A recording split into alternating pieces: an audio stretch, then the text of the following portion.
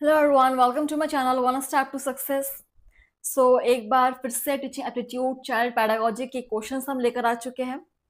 और आज देखिए यहाँ पर हम क्वेश्चन स्टार्ट करेंगे 124 नंबर क्वेश्चन से। और अभी तक हमने बहुत सारे क्वेश्चन सॉल्व किए, लगभग आपके 1000+ हम क्वेश्चन सॉल्व कर चुके हैं फ्रेंड्स। ठीक है, सो आई होप आप सभी ने पूरे क्लासेस को अटेंड किया होगा। अगर नहीं किया है तो अभी भी आपके पास टाइम है, आप क्लास अटेंड कर सकते हैं क्योंकि आपको प्लेलिस्ट पर मिल जाएंगे सारे क्लासेस। चलिए, बिना वेट के स्टार्ट करते हैं आज का सेशन। और इस सेशन के बाद हम करेंगे सब्जेक्टिव पैडागोजी, आपकी Hindi pedagogy, science pedagogy, maths pedagogy जैसे क्वेश्चन हम सॉल्व करेंगे। चलिए, पहला क्वेश्चन है, निम्नलिखित में कौन सी प्रक्रिया रचनात्मक मूल्यांकन से संबंधित नहीं है? कौन सी प्रोसेस रचनात्मक मूल्यांकन से संबंधित नहीं है बोला गया है? देखिए ऑप्शन है, दत्त कार्य प्रदान करना, प्रोवाइडिंग असाइनमेंट्स, मौखिक प्रश्न पूछना, आस्किंग ओरल क्वेश्चंस, सत्र के अंत में ली गई परीक्षा सेमेस्टर एंड एग्जामिनेशन, क्विज परीक्षा क्विज टेस्ट।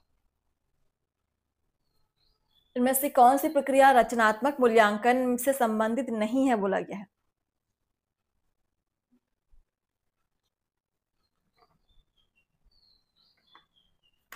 क्लास को शेयर कीजिएगा और चैनल को सब्सक्राइब कर लीजिएगा फ्रेंड्स, क्योंकि अभी भी हमारे पास बहुत सारे क्वेश्चन है सॉल्व करने के लिए पैडागोजी टीचिंग एप्टीट्यूड में, जो आपके KVS pedagogy, NVS pedagogy, STET, आपका बीपीएससी, हर तरह के एग्जाम्स में आपके पूछे जा रहे हैं।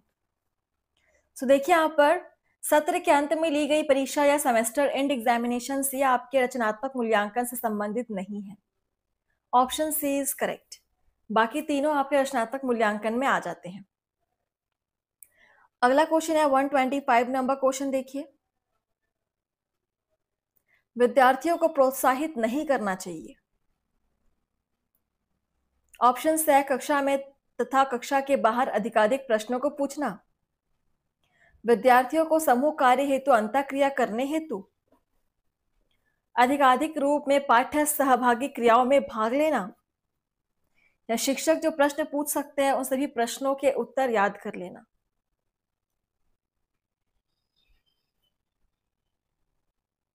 इनमें से किस कार्य के लिए बच्चों को प्रोत्साहित नहीं करना चाहिए?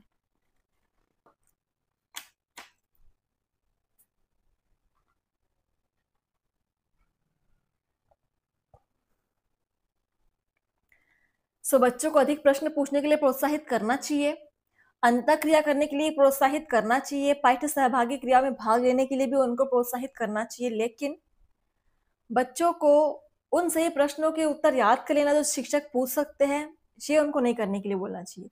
ऑप्शन डी, बच्चों को इसके लिए प्रोत्साहित नहीं करना चाहिए कि उत्तर याद कर लो, ऐसा नहीं बोलना है। चलिए, क्वेश्चन नंबर 126। एक शिक्षक अपनी कक्षा के बालकों से क्षेत्र भ्रमण उपरांत उनसे कक्षा में भ्रमण के संबंध में चर्चा करता है। शिक्षक की यह प्रक्रिया कहलाएगी, क्या कहलाएगी? सीखने का आकलन या असेसमेंट ऑफ लर्निंग, सीखने के लिए आकलन या assessment of learning, sorry assessment for learning, आकलन हेतु सीखना, लर्निंग फॉर असेसमेंट, या आकलन का सीखना, लर्निंग ऑफ असेसमेंट। थोड़ा सा कंफ्यूजिंग लग रहा होगा यहाँ पर, लेकिन पढ़ेंगे तो आपको समझ में आएगा। ऑप्शंस को पढ़कर देखिए। सीखने का आकलन और सीखने के लिए आकलन दो अलग चीजें हैं। आकलन हेतु सीखना या आकलन का सीखना।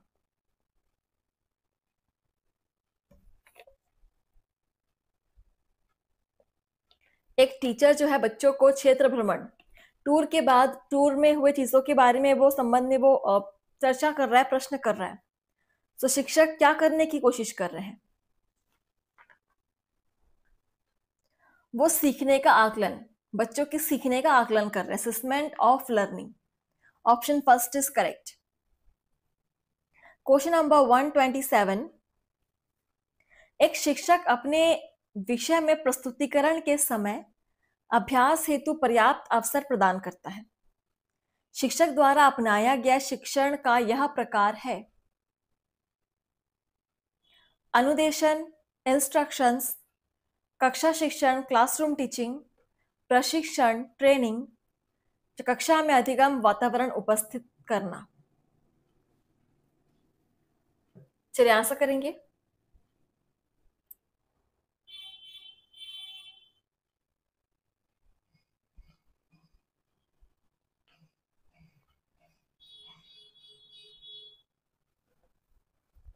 वन 127 नंबर क्वेश्चन, एक शिक्षक अपने विषय के प्रस्तुतिकरण के समय अभ्यास हेतु पर्याप्त अवसर प्रदान करता है, तो शिक्षक कौन सी प्रक्रिया अपना रहा है शिक्षण की? ये है प्रशिक्षण, ट्रेनिंग दे रहा है। ठीक है, ट्रेनिंग की प्रोसेस अपना रहा है। Option C is correct. Next question है 128 नंबर क्वेश्चन, देखिए। एक अध्यापक द्वारा कक्षा में शिक्षण कार्य करने के संबंध में निम्नलिखित में से आवश्यक नहीं है। क्या आवश्यक नहीं है? ऑप्शन है शिक्षण उद्देश्यों का निर्धारण, शिक्षण साधनों का सुनिश्चितीकरण, अधिगम प्रगति की मूल्यांकन विधि का निश्चयीकरण, या विद्यालय व्यवस्था का आकलन। क्या आवश्यक नहीं है?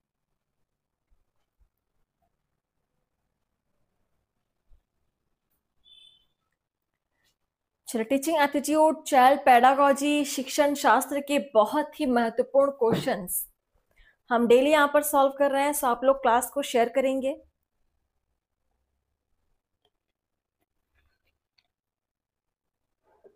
चलिए, एक अध्यापक द्वारा शिक्षण कार्य करने के संबंध में निम्नलिखित में से आवश्यक नहीं है। विद्यालय व्यवस्था का आकलन, ये यहां पर आवश्यक नहीं है।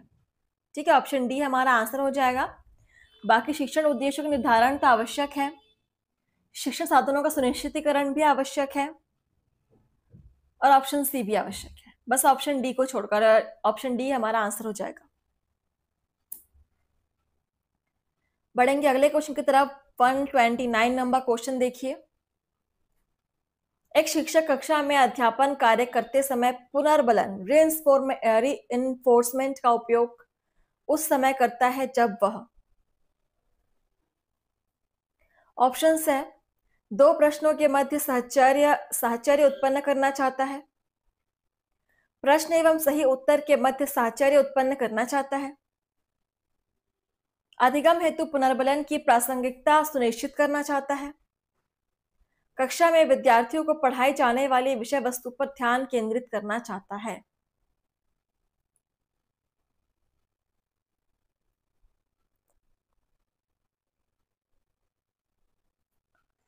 एक शिक्षक कक्षा में अध्यापन कार्य करते समय, मतलब पढ़ाते समय, रीइंफोर्समेंट पुनर्बलन का उपयोग उस समय करता है जब वह, चलिए देखते हैं इसका आंसर, और आप सभी कमेंट सेक्शन में आंसर कर सकते हैं जो भी आपका आंसर हो। जब वह प्रश्न एवं सही उत्तर के मध्य साहचर्य उत्पन्न करना चाहता है। Option B is correct answer. ठीक है, option B is correct. Next है क्वेश्चन नंबर 130। शिक्षण प्रक्रिया में पुनर्बलन का प्रयोग इसलिए किया जाता है जिससे कि विद्यार्थी, ऑप्शन है कक्षा अध्ययन में रुचि ले, कक्षा में विद्यार्थी उचित रूप से नोट्स ले, विद्यार्थी का मूल्यांकन उचित रूप में हो सके, रचनात्मक तथा समेकित परीक्षाओं में उच्चतम अंक प्राप्त कर सके।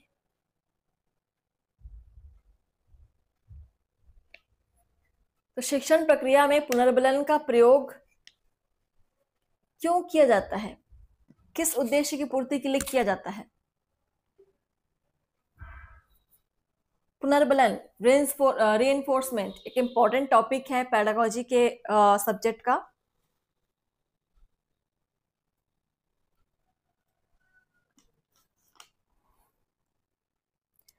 तो पुनर्बलन का उपयोग इसलिए किया जाता है जिससे विद्यार्थी की रचनात्मक तथा समेकित परीक्षाओं में उच्चतम अंक प्राप्त कर सके। So option D is correct answer. ठीक है, आगे बढ़ेंगे। 131 नंबर क्वेश्चन देखिए। अध्यापक निर्मित तथा मानकीकृत परीक्षणों में मुख्य अंतर होता है।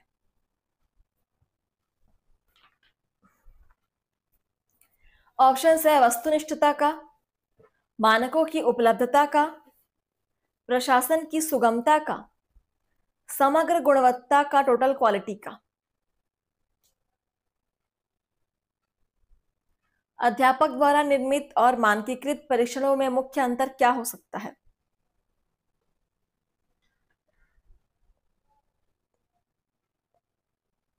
बिल्कुल, मानकों की उपलब्धता का।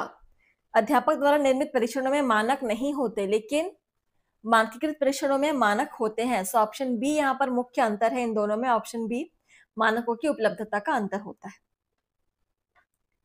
क्वेश्चन नंबर 132 देखिए। एक अध्यापक यह अनुभव करता है कि उसके विद्यार्थी उसके अध्ययन से संतुष्ट नहीं है। ऐसी स्थिति में शिक्षक को निम्नलिखित में से क्या अपनाना चाहिए? देखिए ऑप्शंस। विद्यार्थी को परामर्श दे कि वे प्राइवेट ट्यूशन लगा ले। प्रधानाध्यापक से प्रार्थना करे कि वह उसकी कक्षा बदल दे। उसे स्वयं रिफ्रेशर कोर्स करना चाहिए जिससे कि उससे अध्यापन कार्य में सुधार हो। वह अन्यत्र नौकरी ढूंढ ले।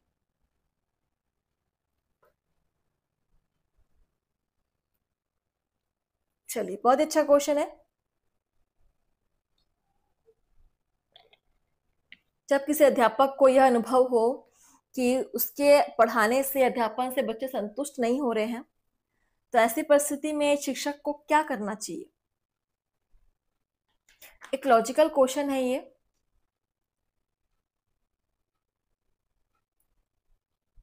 सो यहाँ पर देखिए सबसे अच्छा ऑप्शन है कि उसे स्वयं रिफ्रेशर कोर्स लेना चाहिए, जिससे कि उसके अध्यापन कार्य में सुधार हो सके।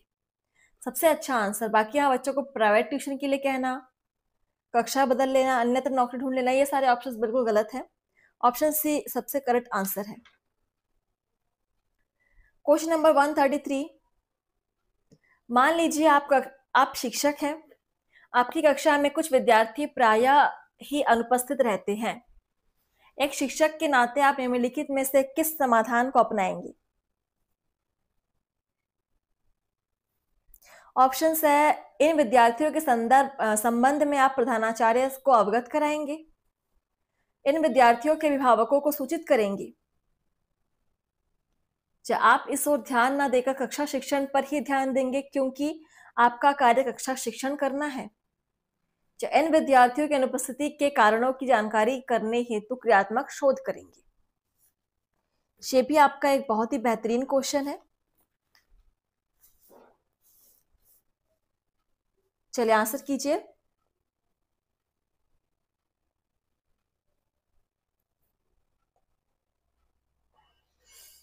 जब आपकी कक्षा में बच्चे डेली एब्सेंट रहे, अनुपस्थित हो, तो इस समस्या से आप कैसे निपटेंगे? आप क्या करेंगे?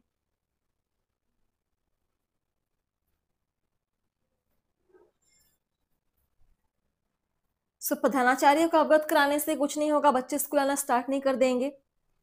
अभिभावकों को सूचित करना कर सकते हैं। देखते हैं आगे और ऑप्शंस। नहीं, ऑप्शन सी तो सबसे पहले आप काट दीजिए क्योंकि इन पर ध्यान न देना सबसे गलत आंसर है। यहां पर देखिए ऑप्शन डी, इन विद्यार्थियों की अनुपस्थिति के कारणों की जानकारी करने हेतु क्रियात्मक शोध करेंगे, ये सबसे उचित आंसर है। ऑप्शन डी इज करेक्ट, सबसे परफेक्ट आंसर। आगे बढ़ेंगे। हमारा अगला क्वेश्चन देखिए 134, और आप सभी कमेंट्स में आंसर करेंगे। एक विद्यालय में विद्यार्थियों की योग्यता को आधार बनाकर सेक्शन ए बी सी उनकी घटती योग्यता क्रम के अनुसार बनाए गए। इस परिस्थिति में आप किस सेक्शन को पढ़ाना अधिक पसंद करेंगे?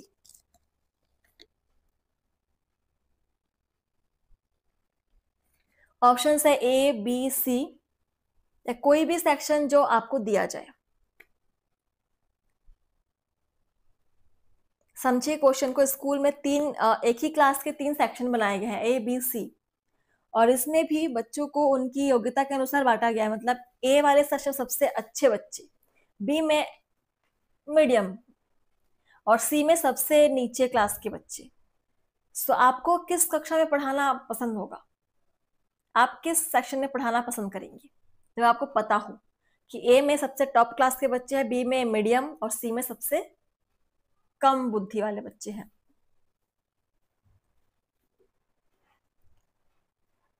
तो हमको पता है टीचर के लिए बच्चा इंटेलिजेंट हो या एवरेज हो कोई मतलब नहीं करता, सब बच्चे समान होते हैं टीचर के लिए।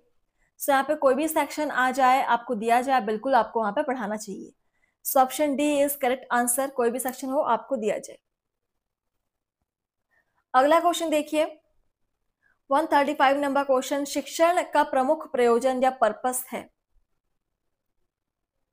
विद्यार्थियों में सामाजिक कुशलता उत्पन्न करना, व्यवहार में परिमार्जन लाना, विद्यार्थियों के ज्ञान स्तर में वृद्धि करना, विद्यार्थियों के वातावरण के साथ समायोजन स्थापित करने का कौशल उत्पन्न करना।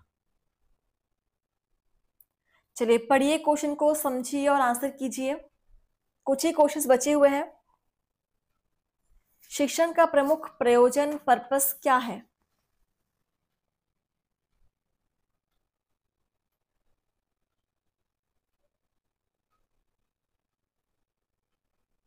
व्यवहार में परिमार्जन लाना, सबसे प्रमुख प्रयोजन व्यवहार में परिमार्जन लाना। Option B is correct. Note कर सकते हैं कुछ क्वेश्चंस जो आपको इंपॉर्टेंट लग रहे हैं। अगला क्वेश्चन है 136, देखिए। यदि किसी परीक्षा में आपकी कक्षा के अधिकांश विद्यार्थी असफल हो जाते हैं तो आप निम्नलिखित में से किस पर इसका दायित्व डालेंगे?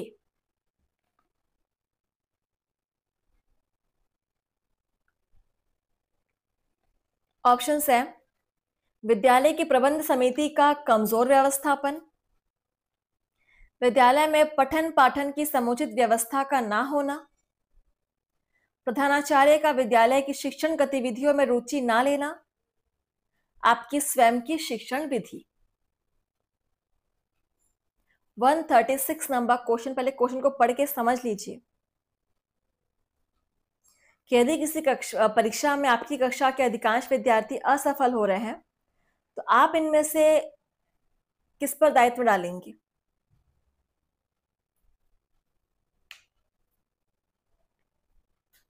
किस पर आप रिस्पॉन्सिबिलिटी देंगे कि इस वजह से बच्चा फेल हुआ है? तो आपकी स्वयं की शिक्षण विधि, आप स्वयं की शिक्षण विधि पर दायित्व डालेंगे कि मेरी शिक्षण विधि में ही कोई कमी रही होगी जिससे मेरे क्लास के अधिकांश बच्चे असफल रहे। तो किसी और पर दोषारोपण ना करके आप स्वयं की गलतियों को देखेंगे सबसे पहले। ऑप्शन डी इज करेक्ट, आपकी स्वयं की शिक्षण विधि पर दायित्व डालेंगे। क्वेश्चन नंबर देखिए 137, परीक्षाओं में विद्यार्थियों की उत्तर पुस्तिकाओं को जांचते समय परीक्षकों को चाहिए कि वे ऑप्शंस है उदार दृष्टिकोण अपनाएं, कठोरता के साथ साथ गहनता से जांचे, वस्तुनिष्ठता के साथ यथातथ्य जांचे, मध्यम दृष्टिकोण रखकर जांचे।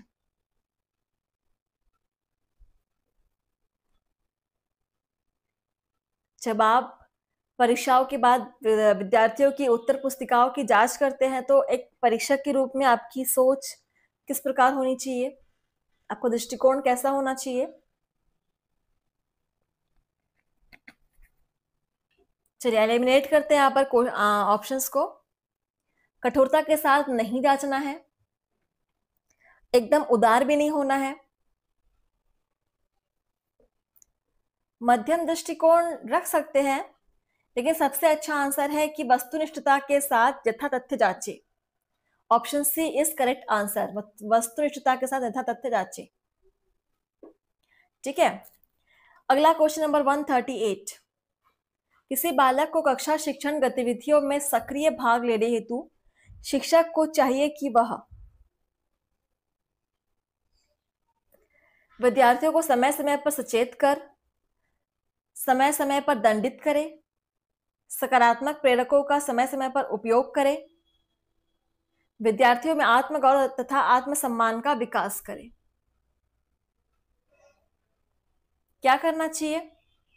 किसी बालक को कक्षा शिक्षण की गतिविधियों में सक्रिय भाग लेने हेतु शिक्षक को क्या करना चाहिए? जिससे बच्चे इसमें भाग ले सक्रिय रूप से।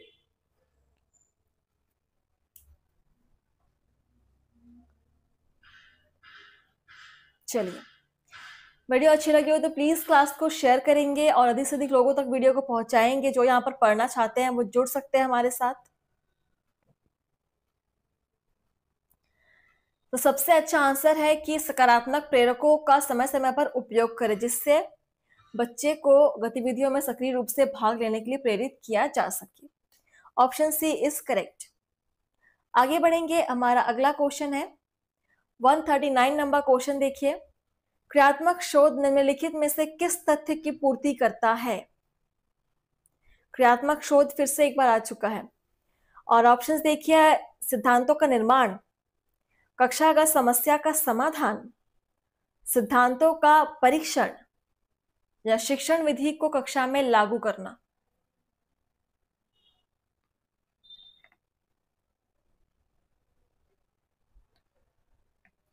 क्रियात्मक शोध निम्नलिखित में से किस तथ्य की पूर्ति करता है? इंपॉर्टेंट है क्वेश्चन।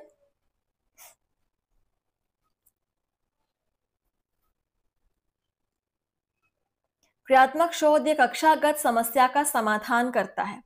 ठीक है, ये कक्षागत समस्या के समाधान के तथ्य की पूर्ति करता है।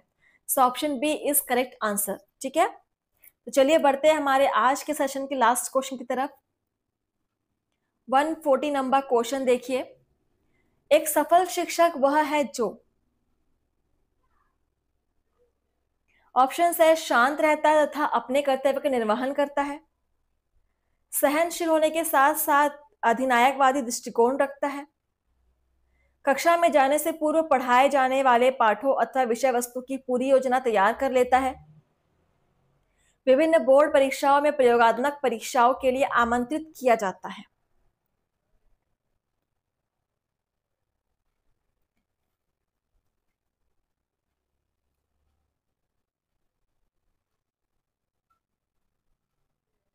एक सफल शिक्षक कैसा होना चाहिए? चारों ऑप्शंस में सबसे उचित आंसर आपको क्या लग रहा है? ठीक है, और मुझे बताएंगे आपने कितने क्वेश्चन सॉल्व किए हैं। और इसके बाद हम स्टार्ट करेंगे आपका सब्जेक्टिव पेडागोजी टॉपिक हम स्टार्ट करेंगे। सो सभी डेली क्लास अटेंड कीजिएगा जरूर से। और देखिए, यहाँ पर एक सफल शिक्षक वह होता है जो कक्षा में जाने से पूर्व पढ़ाए जाने वाले पाठों अथवा विषय वस्तु की पूरी योजना तैयार कर लेता हो। Option C is correct. ठीक है, सबसे उचित आंसर ऑप्शन सी। चलिए फ्रेंड्स, थैंक यू, धन्यवाद। आज का सेशन यहीं पर समाप्त हुआ। मिलते हैं आपसे नए सेशन में। तब तक के लिए आप लोग पढ़ते रहिए। आपका दिन शुभ हो।